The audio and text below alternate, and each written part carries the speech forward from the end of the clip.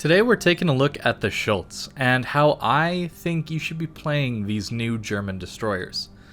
I will be honest, I free XP'd to the Schultz. I had no interest in playing the tier 7 or 8. They didn't actually look that good. But these higher tier German destroyers, how should you be playing them? Well, not like this. You shouldn't be rushing caps. Your concealment's not good enough, you're not very maneuverable, and your DPM is quite low. You're just going to overpen through a lot of these smaller destroyers.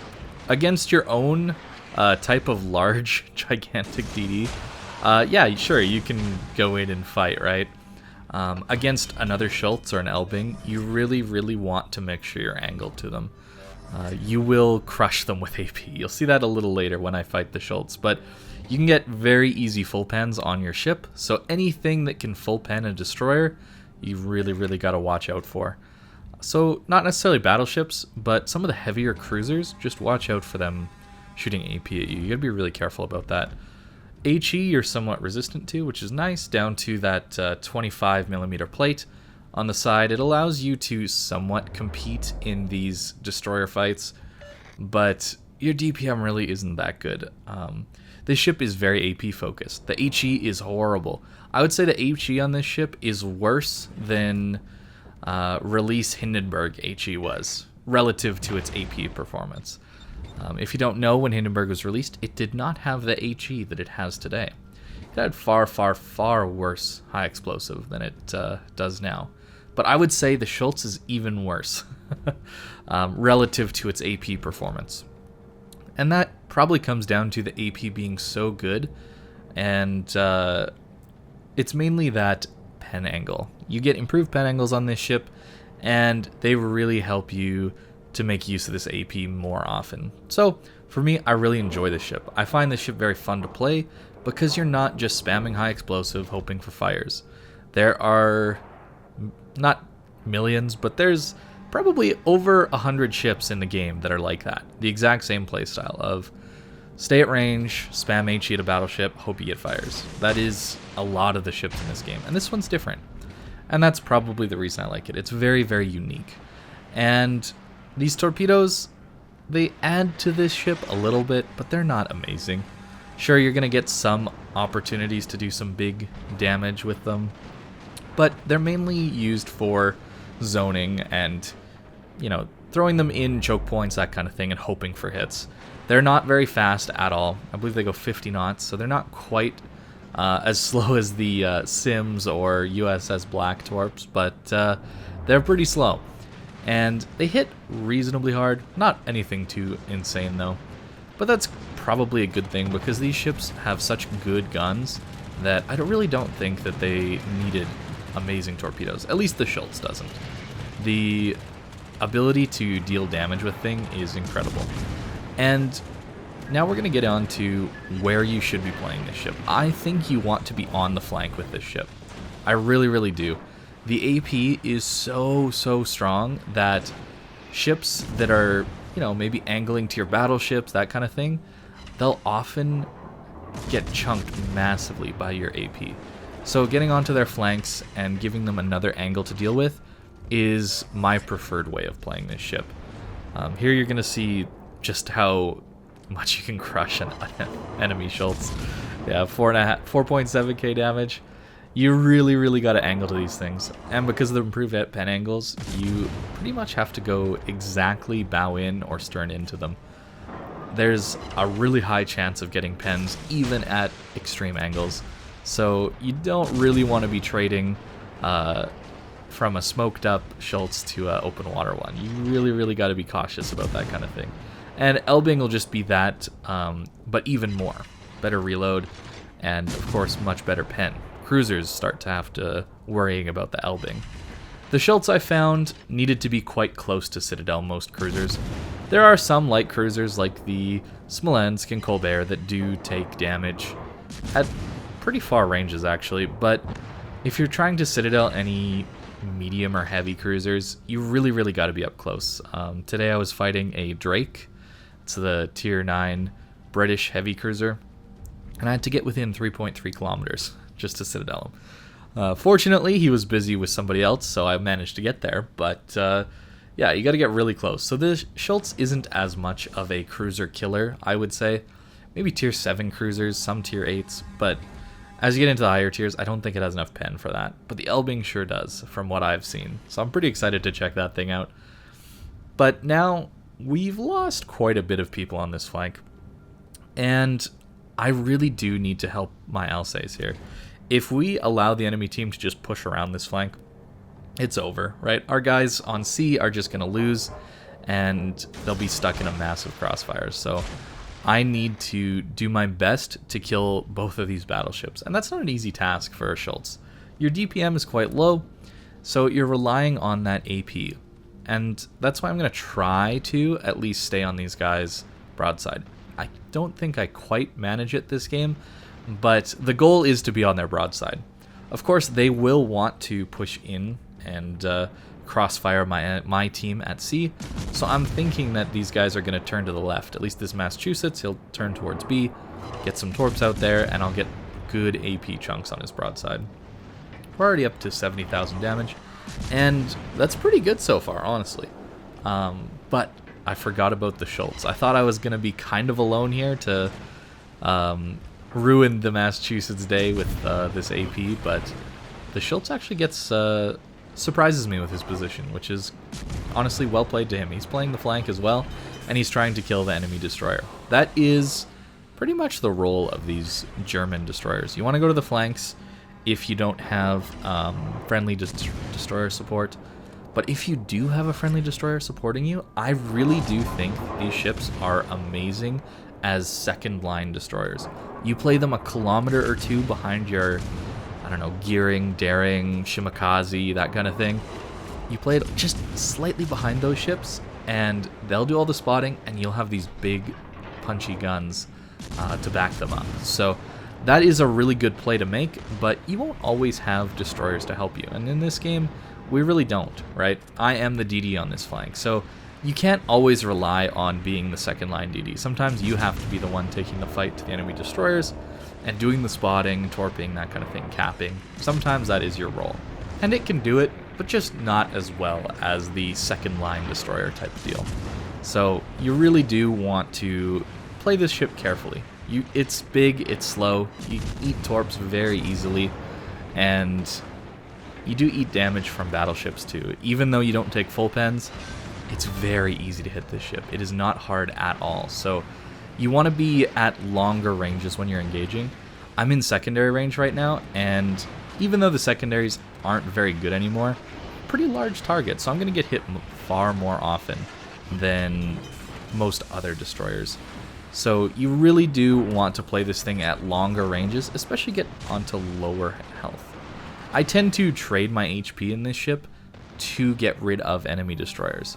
I don't want to trade my HP to cruisers or battleships. That's a really poor use of the reasonably high hit points of the Schultz and the German line. I think that it's best used in later game scenarios where you might need to push into a cap or you need to go spot a destroyer, then you really do need that health.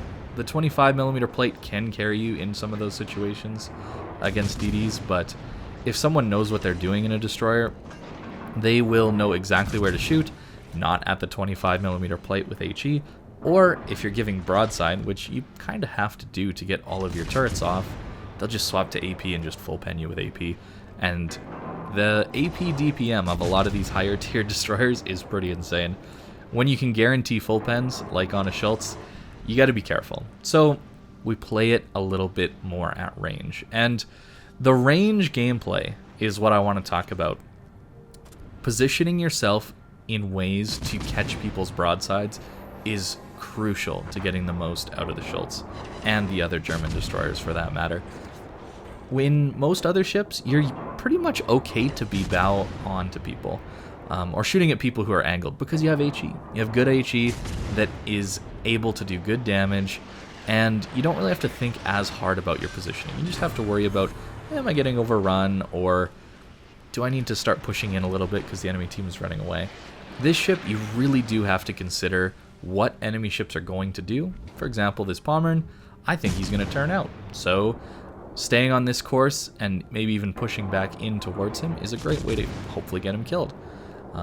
If he decided to push bow in, well, then I would probably try to maybe go down to the J line and try and catch an angle on his side.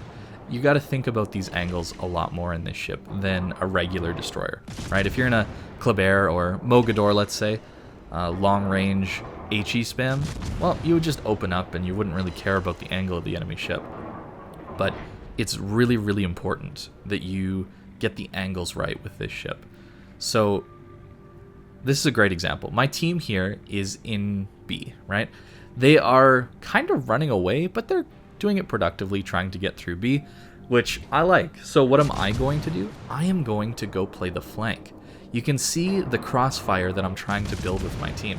And because these ships are so stealthy, right? They're not like good destroyer level stealth, but if you think of this ship as a cruiser, right? A light cruiser with pretty good AP, they're amazing for stealth. So getting onto people's flanks is not that hard to do. And this is where things really pay off. We're at 124,000 damage at the moment, which is a really good game in this ship, I think. I don't think these are massive damage farmers. They're just more impact ships, I would say, with the AP, flankers, that kind of thing.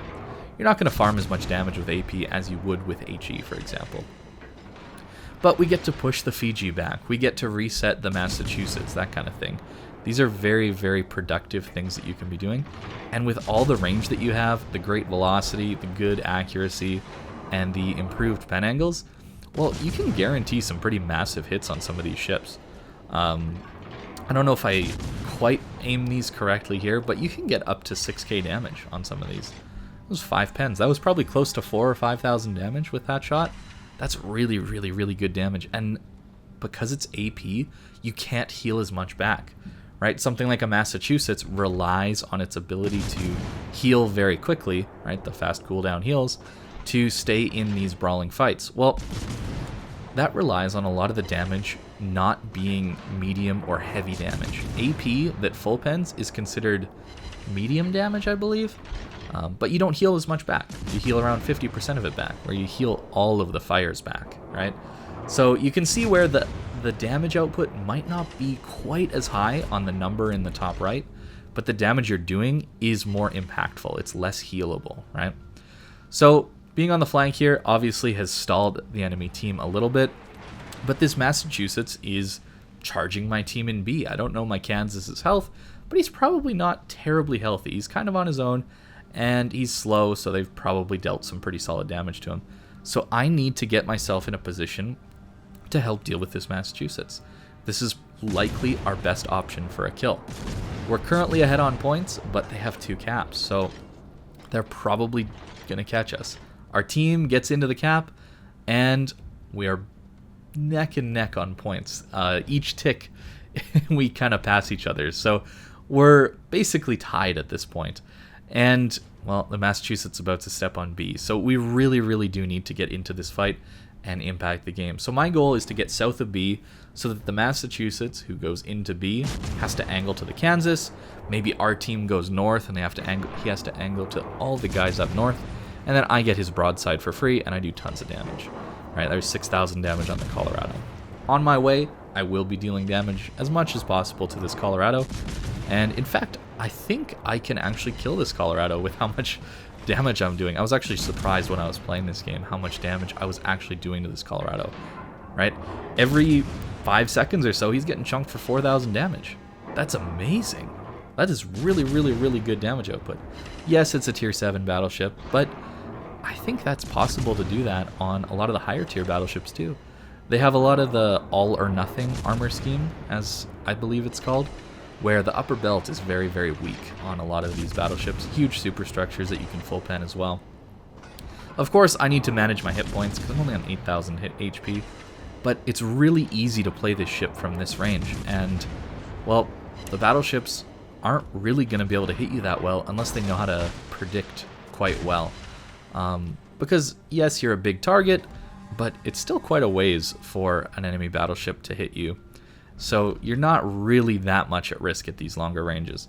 The Fiji, of course, if we get too close, he could kill us pretty easily. You can see I'm trying to get in range of the Massachusetts as much as I possibly can. Once he comes out into B, then I can help my teammates kill him. So this is why I think this ship is just such a strong flanker, because you can carry games like this. Oftentimes, people are going to be very focused on caps late game, on points, and being this flanking ship can be a good way to carry out and win a lot of games. Obviously, you do need some cap control and some cap pressure, and that is where these ships are weak, but this, I would say, is where the German line is at its strongest. When you're dealing with ships pushing in, and you're able to be on their flank, and the ships can't really angle to you that easily. You do need teammates for that, and you do need spotting, and you need really, really good destroyers on your team who are capable of getting caps and contesting zones of the map for the enemy DDs. So this ship isn't really a destroyer. It is more of an ultra-light cruiser with some decent alpha damage out of its AP. It's a really weird ship, actually, for the game. There's nothing really quite like this, I would say. And I really like it, though. I wish there were more ships like this in the game, where you're not so reliant on an ammo type that can deal damage at any angle, any range. Even if you shatter, you can get fires, right? I like that you have to position well. I like that the ship is a little bit slow, so you have to be thinking ahead. You're not this crazy fast entity that can zip around the map and go wherever you're needed instantly, like an aircraft carrier, for example. You have to really plan ahead, and you have to think about what you're doing, right? And just look at the amount of damage we can pump in over these islands at 14 kilometers, right? This Massachusetts on super low HP, and hopefully that carrier is able to get the torps on that Massachusetts. We've won already, but it would be nice to just secure it there. And what a game this was. 3 kills, 213,000 damage. 15,000 actually. We got a little bit on the Fiji yet. We didn't get any huge chunks with AP, but that's because the Schultz doesn't really have the pen that something like the Elbing does. But it's still really, really good, even though you're not getting those citadels. I really, really like this ship and the whole line. I would not recommend free XPing past the Schultz, but maybe free XPing up to the Schultz. I think that would be a decent option. The tier 7 and 8 just don't look nearly as complete as the Schultz does to me. So I did free XP past them. And there you go. A pretty solid game in the Schultz, and I really do like this line. So I don't think it's a bad line. I did think they wouldn't be very good when I initially saw them on release, but turns out I was wrong. I really like these ships, so that's how I would play them. For the captain on the Schultz, this is what I'm running. We are running all of the gun upgrades that we can get away with. Of course, I am running Last Stand, and I am running Survivability Expert, trying to stay alive a little bit more. I do think Last Stand is important. Without it, you can, with a higher point captain, 21 points, you can actually get main battery AA specialist, and this will give you even better reload, and it'll buff your AA, which I didn't talk about, is pretty decent with defensive fire up. It's 6.9 kilometers of range, so they can't really leave your range too easily. But it's not Holland AA, that's for sure. But I have chosen extra heavy AP shells over main battery and AA specialist, and that's because I'm using AP the vast majority of the time. So having 5% reload buffs my DPM by 5% on both HE and AP. But if I'm only using AP, this buffs my DPM by 7.5%. And that's why I'm using this one. It also opens up some skill points for something else in the future once I have a 21 point commander, but this is what I'm going with. I did try the Concealment Expert build, but your concealment's still not amazing. It's in the mid 6 kilometer range, so you're still getting outspotted by most DDs, and you're outspotting the really solid gunboats like Kleber and Kaba still. So I don't think the difference in detection from mid 6s to low 7 kilometer range makes that much of a difference. I would rather have Fearless Brawler or just the range. The range is so nice to have. And then looking at equipment, this is what I've got. Reload, Concealment, Prop Mod, Main Battery Mod 2, and Engine Room, and Main Armaments Mod 1. Pretty standard, I would say, for something like this. So that's the Schultz. I really like this ship. If you like this video and you want to see more, maybe more casual long-form content, check out the link in the description below. I've got a highlights channel where I'm uploading more long-format content, maybe some of the recording sessions I do, stream highlights, that kind of thing. But yeah, thank you guys very much for watching. I really appreciate it, and I hope you have a great day.